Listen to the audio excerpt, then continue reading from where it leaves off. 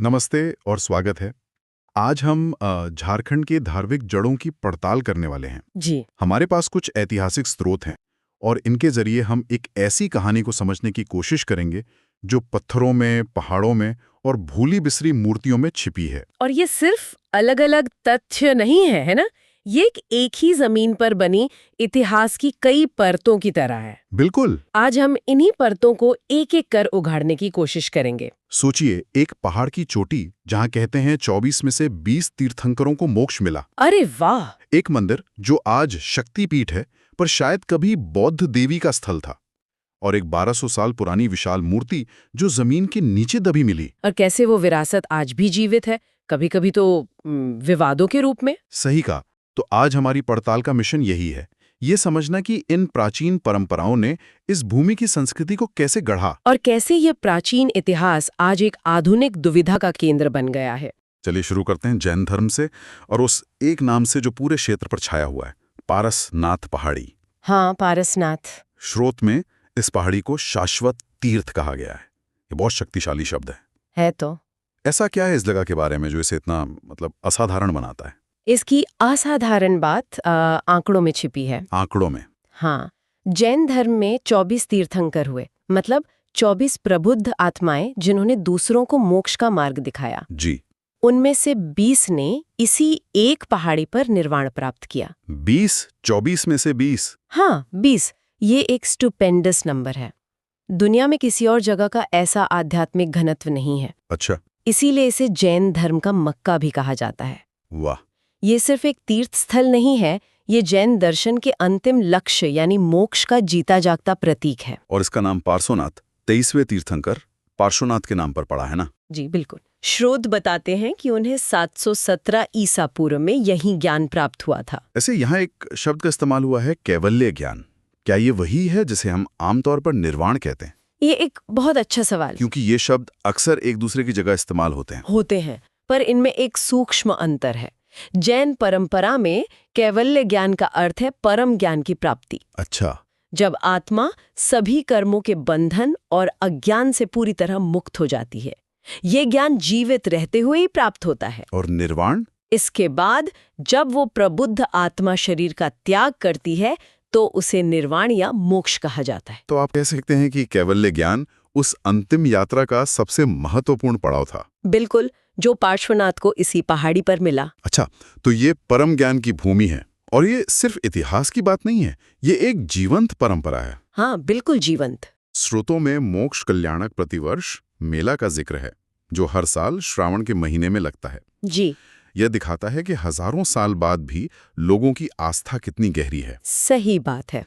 लेकिन पारसनाथ इतना विशाल और महत्वपूर्ण है कि ये सोचना आसान है कि झारखंड में जैन धर्म का मतलब सिर्फ यही एक पहाड़ी थी। क्या स्रोत इस धारणा को तोड़ते हैं? बिल्कुल तोड़ते हैं। पारसनाथ को आप राजधानी समझ सकते हैं, लेकिन इसका साम्राज्य दूर दूर तक फैला था। अच्छा। स्रोत बताते हैं कि मानभूम, जिसे आज हम धनबाद के नाम से जानते हैं, जैन सभ्यता और संस्कृति का एक बहुत बड़ा केंद्र था। धनबाद? हाँ, धनबाद। यहाँ तक कि दामोदर और कसाई नदियों की घाटियों में, जहाँ आज कोयले की खदानें हैं, वहाँ प्राचीन जैन मूर्तियाँ और मंदिरों के खंडहर मिले हैं। मतलब ये सिर्फ पहाड़ की चोटी तक सीमित नहीं था, ये घाटियों में लोगों के बीच बसता था। बिल्कुल। और सिंहभूम क्षेत्र में सरक समुदाय का जिक्र भी है। ये कौन लोग थे? हाँ, सरक। और ये शब्द आता है श्रावक से, जो हमें एक बहुत बड़ी बात बताता है। श्रावक यानी गृहस्थ जीवन जीने वाले अनुयायी। सही पकड़ा। इससे ये पता चलता है कि झारखंड में जैन धर्म सिर्फ तपस्वी, मुनियों और साधुओं का धर्म नहीं था। तो ये आम लोगों, किसानों, व्यापारियों गृहस्थों के जीवन में रच बस गया था। हाँ, एक जमीनी आंदोलन था, सिर्फ शाही संरक्षण वाला धर्म नहीं। हालांकि स्रोत ये भी बताते हैं कि बाद के समय में जनजातीय समुदायों के साथ कुछ संघर्ष हुआ और उन्हें वो क्षेत्र छोड़ना पड़ा, लेकिन उनकी उपस्थिति इस बात का प्रमाण है कि जैन धर्म की जड़ें यहाँ बहुत गहरी थीं। तो ये एक ऐसी विरासत है जो आज भी जीवित है। लेकिन जब एक ही जमीन पर इतनी गहरी आस्था की दो अलग-अलग धाराएं बहती हों, तो कभी-कभी वो आपस में टकरा भी जाती हैं। हाँ, जैसा कि आज पारसनाथ में हो रहा है। और यहीं पर ये कहानी सिर्फ प्राचीन इतिहास से निकलकर आज की एक जटिल सामाजिक सच्चाई बन जाती है। पारसनाथ पहाड़ी, जिसे जैन समुदाय सम्मेद शिखर कहता है, उसी पहाड़ी को स्थानीय आदिवासी समुदाय, खासकर संथाल, मरंगबुरु के नाम से पूजते हैं। मरंगबुरु, इसका क्या अर्थ है? इसका शाब्दिक अर्थ है महान पर्वत या सर्वोच्च देवता। देवता मतलब ये सिर्फ पहाड़ नहीं है? उनके लिए ये उनका सबसे बड़ा देवता है, उनका युग जाहिर थान यानी युगों पुराना पूजा स्थल। अच्छा। उनकी अपनी परंपराएं हैं। स्रोत बताते हैं कि वैशाख पूर्णिमा पर वे यहाँ शिकार सेंद्रा बेसी का आयोजन करते हैं, जो एक पारंपरिक सामूहिक शिकार उत्सव है। जी, और ये उनके लिए एक सांस्कृतिक और सामाजिक मिलन का अवसर भी है। तो एक ही स्थान, लेकिन उसे देखने के दो अलग अलग नजरिए। बिल्कुल। एक के लिए ये अहिंसा और वैराग्य का सर्वोच्च प्रतीक है, तो दूसरे के लिए ये प्रकृति की शक्ति और जीवन के उत्सव का केंद्र है। और सदियों से शायद ये सह अस्तित्व चलता भी रहा। तो फिर हाल ही में विवाद क्यों खड़ा हुआ है? विवाद की जड़ आधुनिक विकास की अवधारणा में है। मतलब? और साथ ही इसे एक पर्यटन क्षेत्र के रूप में विकसित करने की योजना बनाई, और यहीं से दो विश्व दृष्टिकोण टकरा गए। इसे थोड़ा और विस्तार से समझते हैं। दोनों पक्षों की मुख्य चिंताएं क्या हैं? एक तरफ जैन समुदाय है। उनकी चिंता ये है कि इको टूरिज्म के नाम पर जब यहाँ होटल, दुकानें और पर्यटकों की भीड़ आएगी तो इस स्थान की पवित्रता भंग हो जाएगी। हाँ, उनकी आस्था का आधार अहिंसा है। उन्हें डर है कि यहाँ मांसाहार और शराब जैसी चीजें आम हो जाएंगी, जो उनके लिए अकल्पनीय है। तो वो चाहते हैं कि इसे पर्यटन क्षेत्र की जगह पवित्र स्थल घोषित किया जाए। जी, ताकि इसकी धार्मिक मर्यादा बनी रहे। और दूसरा पक्ष आदिवासी समुदाय का है। उनका कहना है कि ये भूमि उनके पूर्वजों की है, ये मरंगबुरु है। अगर इस पर कोई भी नियम कानून बनता है तो उसमें उनके पारंपरिक अधिकारों का सम्मान होना चाहिए। और उन्हें ये भी चिंता होगी कि कहीं उनकी परंपराओं पर रोक न लग जाए। बिल्कुल, जैसे कि शिकार उत्सव या बलि की प्रथा। तो ये उनके लिए अपनी पहचान और सांस्कृतिक स्वायत्ता का सवाल बन गया है। तो ये सिर्फ जमीन का नहीं, बल्कि पहचान, आस्था और अधिकार का एक त्रिकोणीय संघर्ष है। हाँ, जैन समुदाय, आदिवासी समुदाय और सरकार की विकास की अवधारणा के बीच।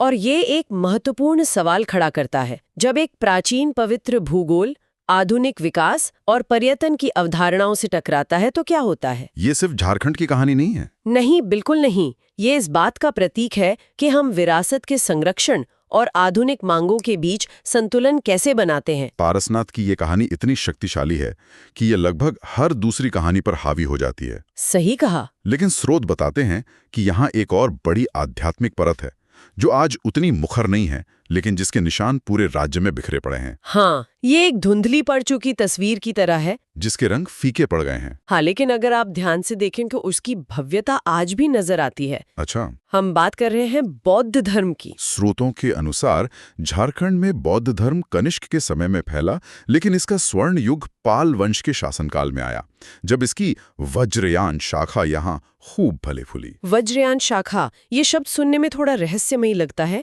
ये आम बौद्ध धर्म से कैसे अलग है?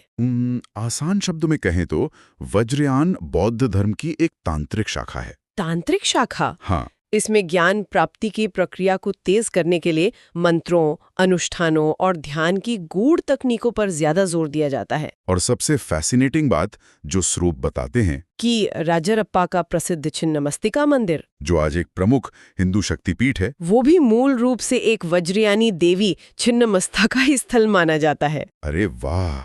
मतलब इतिहास की परतों के नीचे धर्मों की पहचान भी बदल सकती है। बिल्कुल बदल सकती है। तो आज भले ही बौद्ध धर्म की उपस्थिति यहाँ उतनी दिखाई न दे, लेकिन इसके पुरातात्विक सबूत हर जगह हैं। जी। ये एक तरह की पुरातात्विक जासूसी जैसा है। अगर हमें बौद्ध धर्म के केंद्र खोजने हों तो ये अवशेष हमें नक्शे पर कहाँ ले जाते हैं? ये अवशेष हमें कुछ खास इलाकों की तरफ इशारा करते हैं। ऐसा लगता है कि हजारीबाग और चतरा का क्षेत्र उस समय एक बड़ा बौद्ध हब रहा होगा। हब? हाँ, एक केंद्र। सोचिए, एक तरफ हजारीबाग के सीतागढ़ा पहाड़ पर एक बड़े बौद्ध विहार का जिक्र मिलता है, जिसके बारे में कहा जाता है कि चीनी यात्री फाहियान ने भी अपनी यात्रा में इसका उल्लेख किया था। फाहियान का जिक्र? हाँ। मतलब ये कोई मामूली जगह नहीं थी? नहीं, ये उस समय के अंतर्राष्ट्रीय बौद्ध सर्किट का हिस्सा थी। कमाल है। और इसी इलाके में पास के बहोरायपुर गांव में हाल ही में जमीन की खुदाई में 1200 साल पुरानी पालकालीन बौद्ध मूर्तियां मिली हैं। 1200 साल पुरानी? जी, और ये कोई छोटी मोटी मूर्तियां नहीं है। इनमें भगवान अवलोकितेश्वर की लगभग 7 फुट ऊंची विशाल प्रतिमा भी शामिल है। 7 फुट? हाँ, इतनी बड़ी और कलात्मक मूर्ति का मिलना इस बात का पक्का सबूत है कि यहाँ कोई बहुत बड़ा और समृद्ध बौद्ध मठ या विहार रहा होगा। तो हजारीबाग का इलाका एक प्रमुख केंद्र के रूप में उभरता है। जी। चतरा के इटखुरी का भी जिक्र है ना? हाँ, और इटखोरी की कहानी तो और भी दिलचस्प है। यहाँ एक भद्रकाली मंदिर परिसर है जो एक हिंदू तीर्थ है। जी। लेकिन उसी परिसर में बुद्ध की 7वीं सदी की 4 समकालीन प्रतिमाएं मौजूद है। एक ही परिसर में? हाँ, ये एक ही जगह पर अलग अलग आस्थाओं के सह अस्तित्व का एक और खूबसूरत उदाहरण है। और वो इटखोरी वाली कहानी? हाँ, कुछ लोग मानते हैं कि इटखोरी शब्द इटखोई से बना है, यानी बुद्ध ने यहीं अपना रास्ता खोया था।